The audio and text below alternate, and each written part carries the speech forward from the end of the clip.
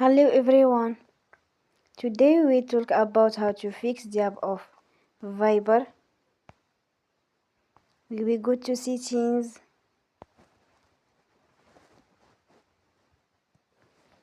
Then we click on apps. After that we search the app Viber and we click. Then we'll on for stop. After that we go to storage. Then we click on clear cache.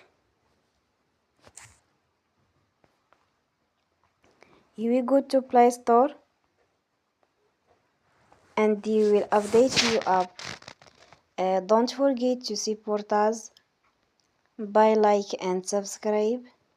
See you next time and thank you for watching.